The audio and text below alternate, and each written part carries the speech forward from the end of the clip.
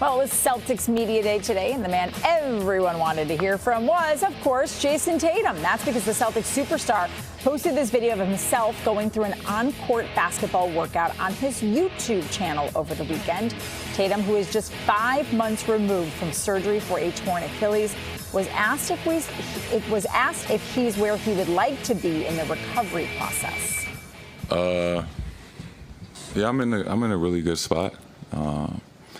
It'll be 5 months tomorrow. So how has it been? It's been long. It's been a long journey. It's tough to answer that question in 45 seconds, but I think for me there's been bright spots, and getting back on the court and being able to participate in a basketball workout was definitely one of the more bright spots of this journey. It just felt really good to be on the court and, dribbling the basketball, going through a workout, just feeling like a basketball player again. All right, that's where we start the Daily Thread. We got Kayla Burton, our Celtics Insider, Chris Forsberg, and from the Boston Globe, Dan Shaughnessy. Where was the guy that I saw on the Today Show at ESPN who was so excited and had all this energy? I mean, I think I, like everybody else, Kayla, was surprised to see him on the court yesterday. Yeah. But then again, everything he's been doing suggests that he has been progressing more quickly than all of us expected. I was shocked when I saw that video. I think a lot of us were like, is this... seeing him do the backup, like the dribble step back, all of the running full court. I mean, just for him to be at this point right now is impressive, beyond impressive. He's, 5 months removed from 4.5. 4.5 to be exact. Thank you, Chris. Thank you. And to see him go the whole length of the court right now, it's almost unheard of. I am a little nervous that is that weird to feel? Like, I'm like, oh, don't go too fast, I'm almost like I want to parent the situation and be like, okay, he needs a parent ease in the into it. situation. But I feel like Brad Stevens is that parent. I mean, just talking to him, Brad, today at Media Day, of course, we tried to get anything and everything Jayson Tatum question-wise, and he said it is the utmost importance, Chris, to not go full speed and to just make sure that he is fully recovered before actually getting out there. But it's cool to see him that he's making this progress. So I asked every player, I was like, we only get these small glimpses. We have to wait till he uploads something to know where he's at, right? And I said, you guys see him every day. Is this a surprise to you? And most of them were like, yeah, even to us, it's still a surprise that this dude is out here running up and down the court and doing crazy basketball drills this soon after the surgery that normally sidelines guys for 12 months. Look, I think we're watching something potentially unprecedented in terms of how quickly he can get back to a high level. And that's still a lot of hurdles to go. There's still a long time. I don't think they're going to rush this at all. But you can't watch that video and then say a 200-day season and he's not going to be back out there. So are you changing your prediction? You said last week, March. I am. I'm going to move it up. I'm into February now, and maybe I'll be in January at some point. But I can't watch that tape and not think to myself, he's going to be back on a basketball court sooner than later, as long as everyone is confident he cannot re-aggravate this injury and he is at a point where the strength is enough to support a basketball workload. Dan, are you as confident as Chris and Kayla? This is a bad idea. I can't believe he sent out that video. I can't believe he was even there today. Good for him. I'm sure he's dying to get back. Who wouldn't be? We all want to see him get back. This creates an expectation. This creates an urgency, a rush. When's he going to be ready? This creates the exact opposite of what you wanted, which was to say, you know what, we're not going to have him this year. And then if he surprises you and comes on, that's great. Now it's going to be, when's he going to be ready? And you've created this monster, in my view, that you don't want. It's a huge distraction. Not a fan of this at all. Huge distraction. What are we going for? Because guys like you are going to be saying February or March. How about next year? Like everybody else. But they clearly listen to some of the noise because they are putting this out there. So they want people, to me, I'm with Dan. If you want to come back and you can come back early, but to set the expectation. I also I think he said something to Chris Mannix about how Kevin Durant was sort of looking at it. So there's only a 3-year age difference between the two. Kevin Durant was in full speed for 18 months. It took him 552 days. That's a long time. You're telling me that he's going to cut that process into a third? That to me, again, that's why when Kayla said I kind of want to parent him, I'm like, yeah, I would like you to have a little bit of a parent here. I promise you they will not put him out there a minute before he is medically cleared to do it. But what I think you have to understand, like, they got him into surgery at an unprecedented rate. Like, no one has ever torn their Achilles and then been into surgery less than 12 hours before. Nobody who has done this injury in the NBA has gotten the speed bridge procedure in that situation and then been back to rehabbing and on this, like, aggressive timeline. This might set a new precedence for how we view this injury. And I know that's, like, daunting because you never want to be the first one. You'd rather be the second one or when there's proof of how this might work. But every indication is he is progressing at a rate where we at least have to think about these conversations. And here's the reason why I think he put that video out there? Because tomorrow after practice, he's going to be out there shooting.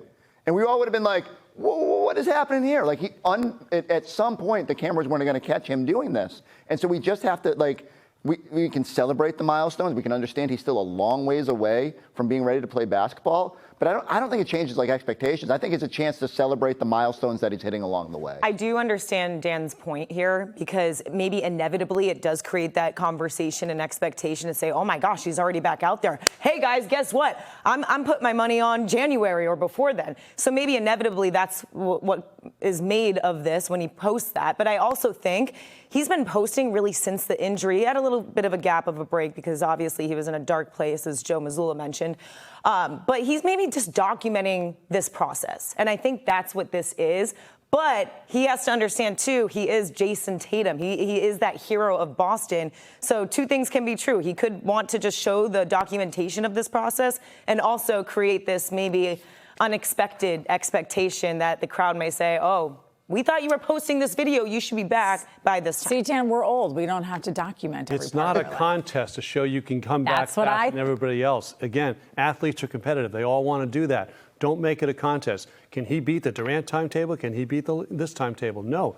Come back when you're ready. I said this exact same thing last week. You don't win anything for being the fastest to come back on the court. All right, well, with Tatum on the mend, Joe Mazzulla was asked about all the lowered expectations for this season's Celtics. Take a listen to his answer.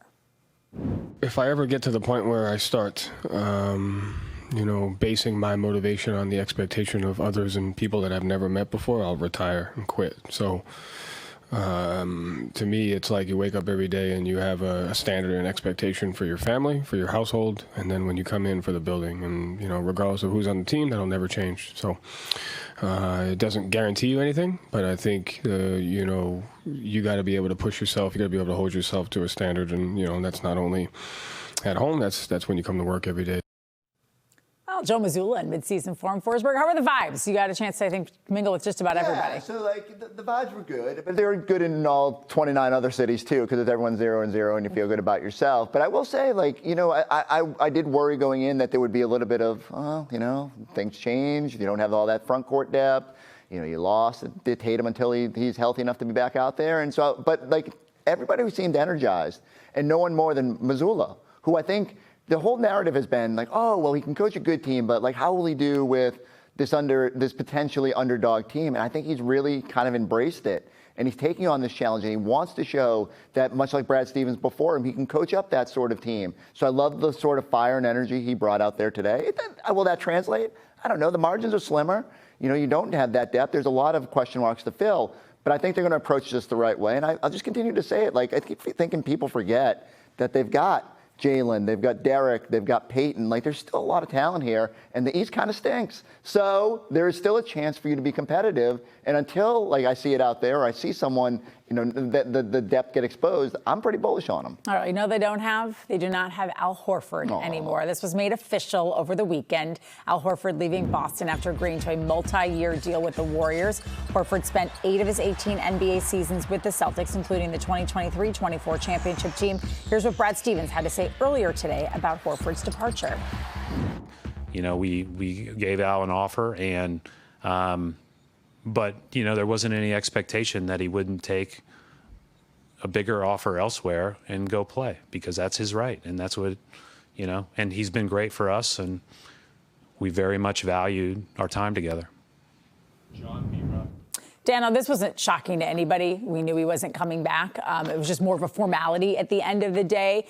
But is it a big loss? Does it affect them in a big way? Well, they never expected to have him, so you can't really lose. They've been planning on going without him the whole time. We all have. So it's not a shocking thing. You wish Al well. picked a good team, Warriors, good organization to go out with. 19 years in the league coming up now, that's pretty impressive. But yeah, I never thought of him in the mix this year anyway. What will the Celtics miss most without Al front court Horford? presence? Yeah, because it kind of feels like, well, I mean, also I sort of just feel like, how are they going to fill his shoes? Because it feels like that's an area they haven't addressed.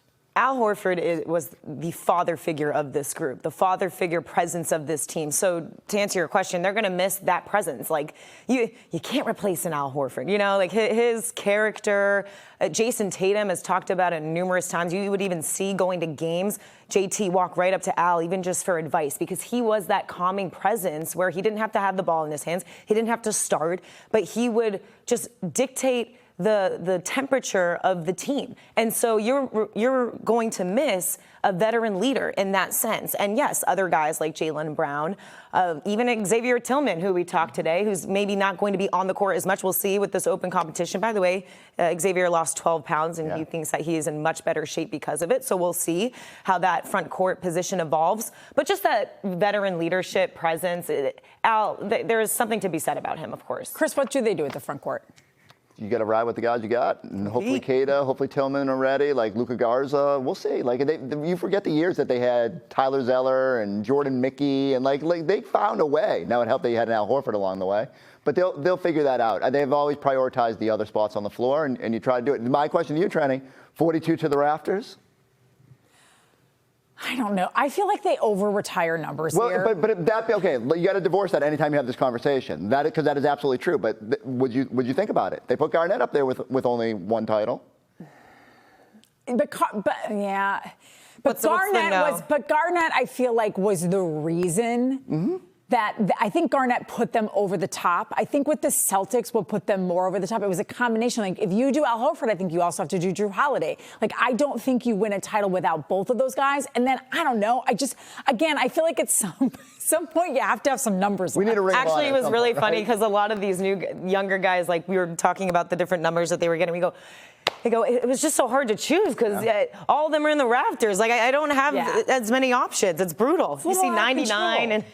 Right, That's Dan? a big no. We love Al Horford. No. Dan will call it what it is. Control yourself. Leave it to Dan. I feel the same way. He's such a nice guy that wanted to be me. Chris and I are more sentimental. All right, Jaylen Brown also undergoing off-season surgery. He had surgery on his right knee in June after playing 3 partially torn meniscus last season. Brown was asked how he's feeling today by our crew at Celtics Media Day. I feel great. I think I'm getting close to 100%. We've been just trusting the medical staff, ramping up. I feel great. I feel my athleticism is back. I'm running. I'm a little lighter, I would say. But I feel awesome. I feel ready. Dan, are you at all worried that he's not 100%? And what do you expect from Jaylen Brown this year? I can't wait to see this. It's his team now. He's so athletic. I think there'll be more going to the basket. I think it's going to be exciting. Brand of ball, a little less reliant on the three-pointers standing around the perimeter. So I want to see this new game, and I want to see him when it's his team. I'm excited. I think they're going to be better than people think. Yeah, I think one of the talking points today was playing faster, playing more like harder, just cutting more. And I just think they'll be less stagnant getting into it, and maybe get away from not so much get away from the threes, but only when they come through the right form of offense. I saw Jaylen Brown talk about that today, wanting to play faster. He's been on Joe Mazzulla. What was holding them back from playing faster before? I mean, Tatum is a little slower up the court. It's like no one denying it. It's like it's his right because he's good at it. So you cater to your best players when they're out there. But I just think with Jaylen, they're going to want to go quicker. You're going to want to move the ball faster.